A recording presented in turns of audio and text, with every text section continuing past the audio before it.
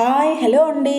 Welcome to our channel Latha's fashion and kitchen. అందరూ ఎలా ఉన్నారండి? నేనైతే చాలా బాగున్నాను. మీరందరూ కూడా బాగుండాలని మనస్ఫూర్తిగా కోరుకుంటున్నాను. ఈరోజు మన రెసిపీ వచ్చేసి చుక్కకూర చికెన్ అండి. ఇది చాలా చాలా టేస్టీగా ఉంటుంది. చేయడం కూడా చాలా ఈజీ అండి.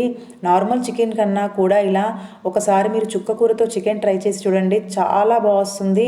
ఇది రెస్టారెంట్ని కూడా మించిన టేస్ట్ ఉంటుందంటే నమ్మండి. ఈ చుక్కకూర చికెను అన్నంలోకి కానివ్వండి, చపాతీకి కానివ్వండి, రోటీకి కానివ్వండి పర్ఫెక్ట్గా సెట్ అవుతుంది. ఇప్పుడు ఈ చుక్కకూర చికెన్ మనం ఎలా ప్రిపేర్ చేయాలో తెలుసుకుందాం. ముందుగా స్టవ్ వెలిగించి ఒక బాండీ పెట్టి దాంట్లో ఒక 4 టేబుల్ స్పూన్ ఆయిల్ వేసుకోండి. తర్వాత సన్నగా కట్ చేసిన ఆనియన్స్ కూడా యాడ్ చేసుకోండి. వీటిని ఒకసారి కలిపేయండి. ఈ ఆనియన్స్ అనేటివి త్వరగా మగ్గిపోవాలంటే కొద్దిగా సాల్ట్ యాడ్ చేసుకోండి. ఈ సాల్ట్ యాడ్ చేసుకున్నాం కదండి, మన ఆనియన్స్ చూడండి మగ్గిపోయాయి. ఇప్పుడు కొద్దిగా పసుపు, అప్పుడే దంచి పెట్టుకున్న అల్లం వెల్లుల్లి పేస్ట్ వేసుకోండి. ఈ అల్లం వెల్లుల్లి పేస్ట్ పచ్చివాసన పోయేలాగా ఫ్రై చేసుకోండి. ఇలా ఫ్రై చేసుకున్నాక మనం శుభ్రంగా కడిగి పెట్టుకున్న 1 కేజీ చికెన్ దీంట్లో యాడ్ చేసుకోవాలండి. ఇప్పుడు ఈ చికెన్కి మన అల్లం వెల్లుల్లి పేస్టు, ఆనియన్, పసుపు ఇవన్నీ వేసాం కదా, వీటి ఫ్లేవర్ అంతా పట్టేలాగా ఒకసారి కలిపేసుకోవాలి. ఇలా మూత పెట్టి ఉడికించుకోవాలండి. ఎందుకంటే మన చికెన్లో నుంచి వాటర్ అనేటివి సపరేట్ అవుతూ ఉంటాయి కదా, ఆ వాటర్ అనేటివి ఎగిరిపోయేంత వరకు కూడా మనం ఉడికించుకోవాలి చికెన్ని. చూడండి ఇలా వాటర్ అనేటివి సపరేట్ అవుతున్నాయి కదా, ఈ వాటర్ అంతా ఇనికిపోవాలండి మన చికెన్లో ఉన్నవి. ఇలా కలిపేసుకొని ఒక 5 మినిట్స్ మళ్ళీ మూత పెట్టి మగ్గించుకొని ఇప్పుడు మూత తీసి చూస్తే చూడండి ఆయిల్ అనేది కొద్దిగా సపరేట్ అవుతుంది కదా మన చికెన్లో నుంచి, వాటర్ అంతా ఇనికిపోయాయి కదా. ఇప్పుడు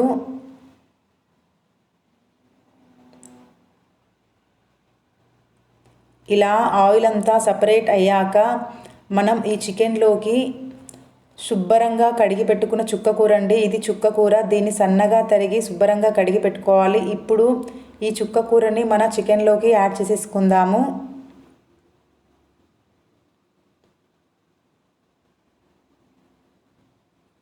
ఇలా చుక్కకూరని యాడ్ చేసుకొని మన చికెను చుక్కకూర అంతా కలిసేలా కలిపేసుకోవాలండి. ఆకుకూరలు తీసుకోవడం చాలా హెల్దీ కదండి. ఇలా చికెన్లో వేసుకొని తీసుకుంటే చాలా చాలా టేస్టీగా వస్తుందండి. చూడండి మన చుక్కకూర చికెన్ కూడా బాగా ఉడికిపోయింది కదా. ఇలా ఉడికిపోయి మన ఆయిల్ అనేది కొద్దిగా సపరేట్ అయితే మన చుక్కకూర చికెన్ అనేది బాగా ఉడికిపోయినట్టండి. ఇప్పుడు 2 టేబుల్ స్పూన్ కారం, టేస్ట్కు సరిపడా సాల్ట్ వేసుకోండి. ఈ టైంలో ఒకవేళ కారం ఎక్కువగా తినాలనుకునేవారు ఇంకొక 1/2 టేబుల్ స్పూన్ కారం వేసుకోవచ్చు. వీటన్నిటిని మనం బాగా కలిపేసుకోవాలి. ఇలా కలిపేసి మూత పెట్టుకోవాలండి.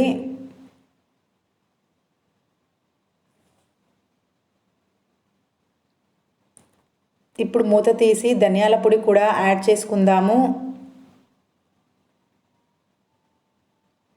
ఇలా ధనియాల పొడి కూడా అంతా కలిసేలా కలిపేసుకోవాలి.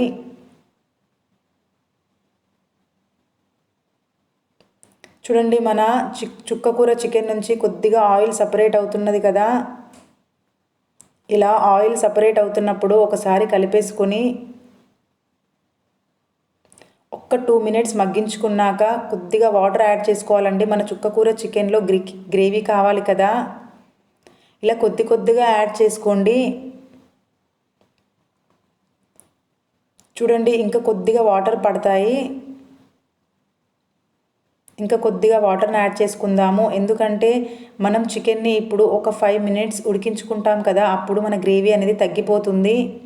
ఇలా మనకి ఎంత గ్రేవీ కావాలో చూసుకొని వాటర్ యాడ్ చేసుకొని మనం మూత పెట్టి ఒక 5 మినిట్స్ మీడియం ఫ్లేమ్లో మగ్గించుకోవాలి. చూడండి ఇలా ఉడికిపోయింది. ఇప్పుడు లాస్ట్గా కొత్తిమీర అలాగే మసాలా కూడా యాడ్ చేసుకుందాము.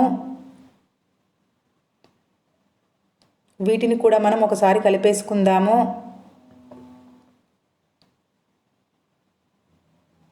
ఇలా కలిపేసి ఒక 2 మినిట్స్ ఆగి చూస్తే చూడండి ఆయిల్ అనేది ఇలా చుక్కకూర చికెన్ పైన కనిపిస్తూ ఉంది కదా, ఇలా వచ్చిందంటే మన చుక్కకూర చికెన్ పర్ఫెక్ట్గా ఉడికిపోయినట్టు.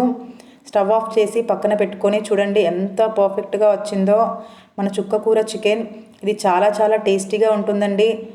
రెగ్యులర్గా చేసుకునే నార్మల్ చికెన్ కన్నా ఈ చుక్కకూర చికెన్ చాలా చాలా బాగుంటుంది. ఒకసారి మీరు కూడా ఇంట్లో ప్రిపేర్ చేసుకొని చూడండి. ఈ వీడియో కనుక మీకు నచ్చినట్టయితే లైక్ చేయండి, మీ ఫ్రెండ్స్ అండ్ ఫ్యామిలీకి షేర్ చేయండి. ఈ వీడియో కనుక యూస్ఫుల్ అనిపిస్తే ప్లీజ్ మన ఛానల్ని సబ్స్క్రైబ్ చేసుకోండి. Thanks for watching.